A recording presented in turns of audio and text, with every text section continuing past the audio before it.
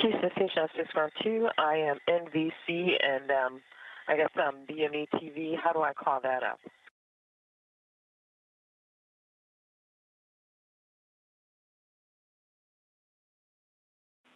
Jeanette, I'm being told if you hover over it with your mouse, there should be like a call button that you can select.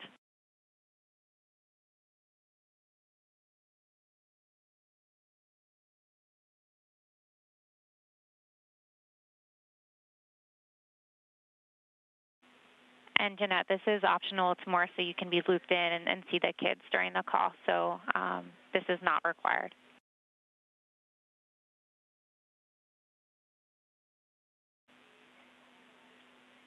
And we are ready for the event.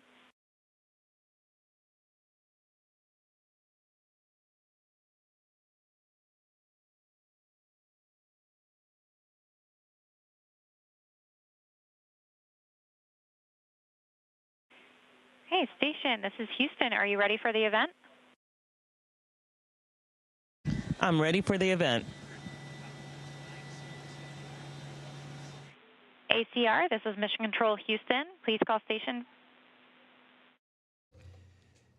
Station, this is Houston ACR. How do you hear me? I have you loud and clear. How me? I've got you loud and clear. Please stand by for opening comments.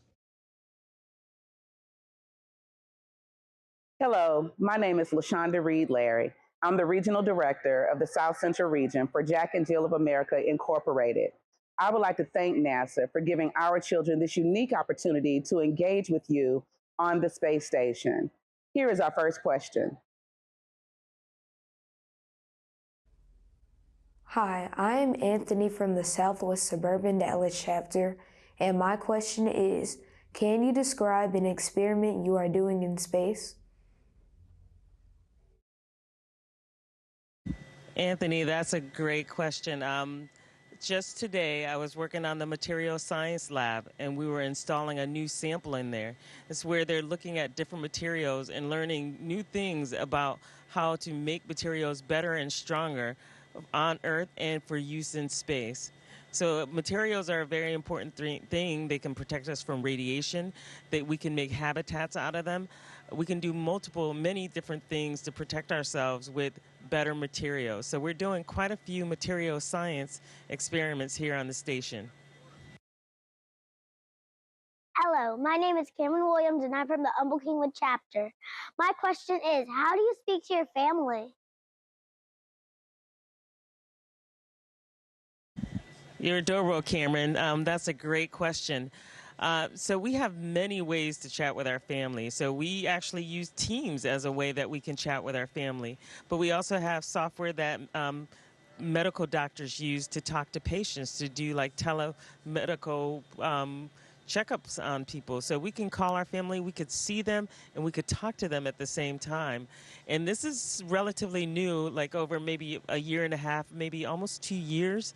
So it is kind of nice where we're very attached to the ground, but we are living and working in space at the same time.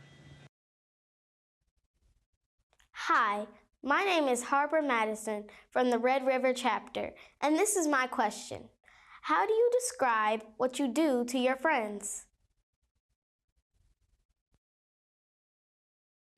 Well, Harper, it's hard to describe what I see up here. And, I'm trying to convey to them what we do up here and what the view is like from here and what it's like floating all the time. And so one thing that I do is I talk to them on my iPad and I show them around. I give them a tour of the space station so that they can get a feel for like how we live, how we eat, how we sleep. I even give them a view out the window. But even then, it's hard to describe actually living here and then looking out the window and seeing our planet from this vantage point. It is ineffable. It's something that you cannot fully describe. But it is, I attempt, and I come close to letting them know how I feel about being up here. It's wonderful up here. Hi, my name is Sammy Pete from the Beaumont chapter, and my question is, how fast does the space station travel? Sammy, that's a great question. We are moving at 17,500 miles per hour around the Earth. And what that means is that in a given day, we'll have 16 sunrises and sunsets. So we're constantly going around and we're coming back around and see you and see our home state maybe. And so we're moving at a pretty high, fast rate. Hi, my name is Michael from Foreigners Dallas chapter. My question for you today is, if you get scratched, do you bleed in space? That's a wonderful question. We do have a medical doctor here, but if we do get a scratch, yes, we do bleed. It's the same way as on Earth. We just don't, the blood just doesn't fall on the floor like it does on Earth because we don't have gravity. So it'll float around, and because we have different forces like surface tension holding the water together, you get a bubble of fluid that comes out of blood if you scratch yourself. If you scratch yourself pretty badly, you'll get quite a few bubbles. But yes, you do bleed the same way you do on Earth. Hi, my name is Kennedy from the Woodlands chapter, and my question is, do astronauts have to clean up in space? If so, who must do the dishes? That's a funny question. I like that. Yes, we do have to clean in space. I mean, this is our home, so we have to keep it clean. We have ventilation systems here that capture all of the particles that's floating in the air. It could be hair, it could be other dust particles, skin, dead skin cells. And so we have to clean the vents so that we can keep the air flowing through. So every Saturday we have space station cleaning.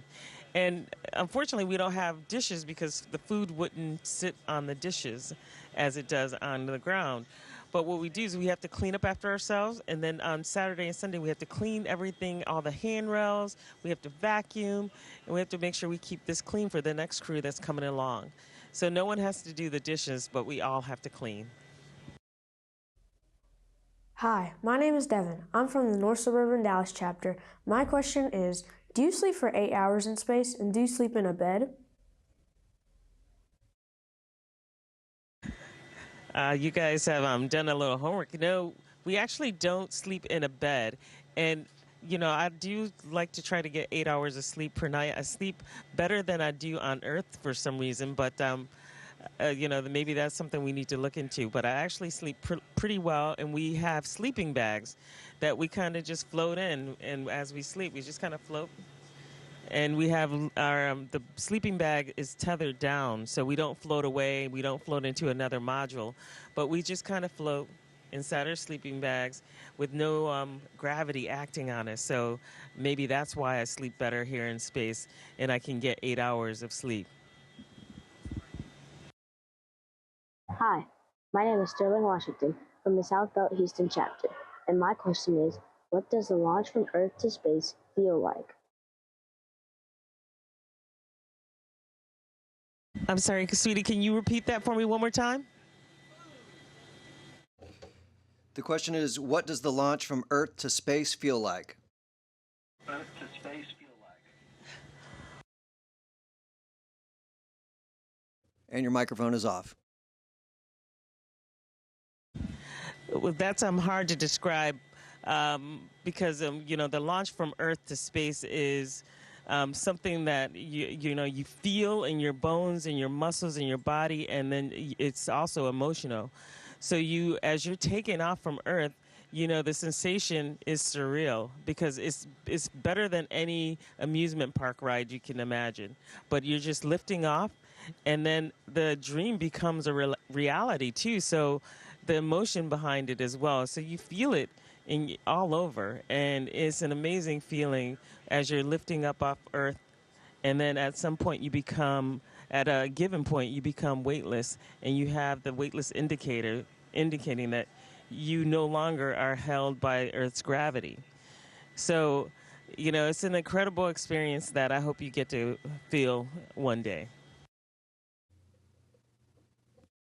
I'm Dior from the Texarkana Twin City chapter, and my question is, when I go to college, what do I need to apply for to become an astronaut?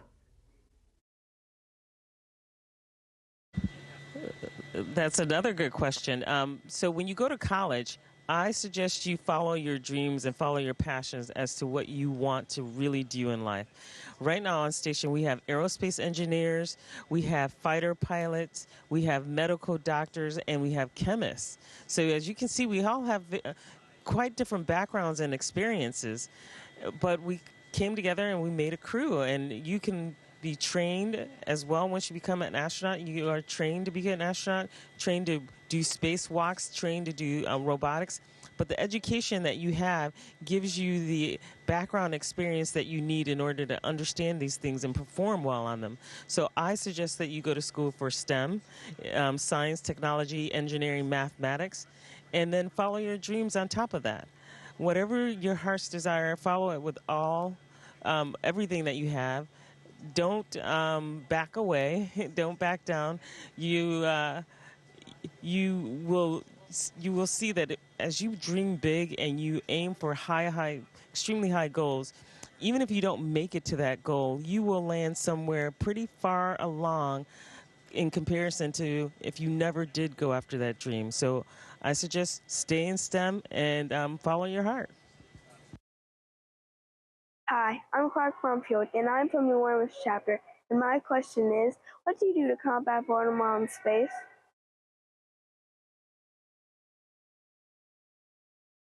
Well, it's interesting because I have not gotten bored up here in space yet. And part of that is because we're so busy up here.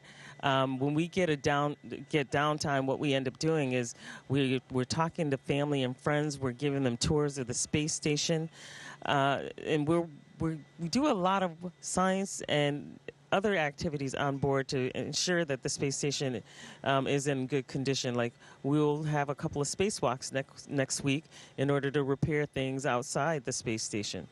So I haven't gotten bored yet, but I'll have to think of things to do when I get bored. That hasn't happened yet, though. Thanks for the question, Clark. Hi, I'm Alaya from the Alexandria chapter, and my question is, how do you apply to be an astronaut?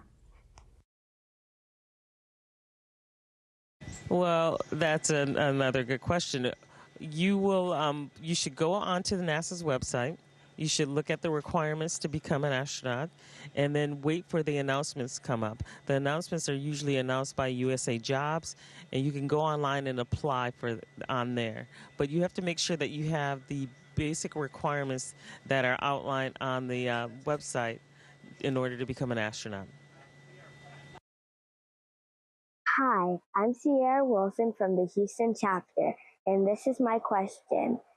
Is there day and night in outer space? There is. There's actually a day and night. So the Earth is spinning and we are going around the Earth as well. So there are times when we don't see the sun. So it's nighttime on the station. So as I said, we're moving 17,500 miles per hour. So we have 16 sunrises and sunsets. So we constantly see the sunrise and sunset here. We can take pictures at night, take pictures in the daytime, and we have many chances to do that in a given day, given that we have 16 sunrises and sunsets. Good question, Sierra. Hello, my name is Aiden Harrington from Greater Channel Chapter, and my question is, do you exercise in space to stay fit, and what exercises do you do? And yes, we definitely exercise. Exercise is very important up here. It's one of the countermeasures that we use so that we maintain muscle mass and bone density. And so every day we have weightlifting, which always includes squats and some form of squats and deadlifts. And that's so that we can load the heaviest and the biggest bones in our body to ensure that we maintain density in them. And we also do some kind of cardio. We have a treadmill and a stationary bike where we spend minimum 30 minutes on in order to get our heart rate up. So we do cardiovascular exercises and we do exercises that help maintain our body mass, our muscle mass, and our bone density. Great question. My name is Caleb Obanica from the San Antonio chapter, and my question is, what is your favorite meal in space?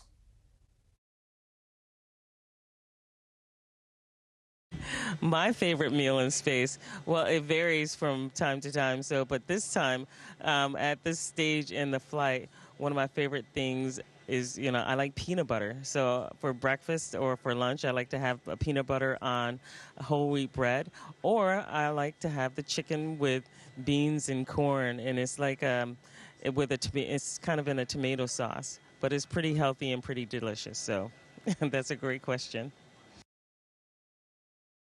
My name is Jacob Sam from the Clear Lake Bay Area chapter. My question today is, how do astronauts change clothes in space?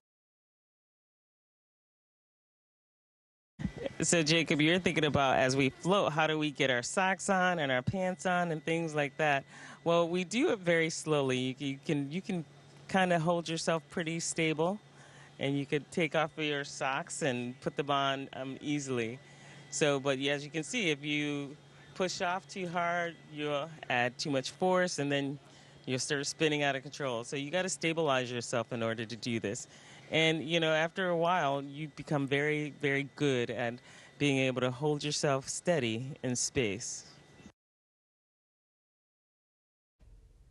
Hi, my name is Gavin Wilson from the Austin chapter, and my question is, what happens if you get sick in space? How do you see a doctor? Well, on this crew, we actually happen to have a medical doctor on board, but all of us are trained to be chief medical officers to do basic contingency medicine here on the space station. We practice doing blood draws, so we can draw our own blood or someone else's if we need to. So if we get sick, any one of the crew members can actually help with trying to get us back to health. And because we do have a medical doctor on board, we all defer to him for what we need to do next. And we also have a lot of training on how to do that and how to maintain health and procedures that will help us if we have to do something more complicated. My name is Brendan Fodno from the Baton Rouge chapter, and my question is, do your legs get tired when you walk in space?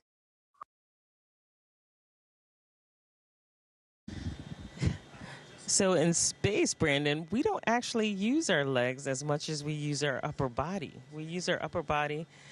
We do use our legs to hold us, like grab a handrail, but we don't really walk in space. We float everywhere. And so during spacewalks even, the crew mainly use their upper body to translate from one end of the station to the other. So we don't really use our legs like you think. We mostly float, so our legs really don't get tired unless we're exercising, doing those squats and deadlifts that we have to do every day. Hello, I am National Vice President Sativa Leach-Bowen.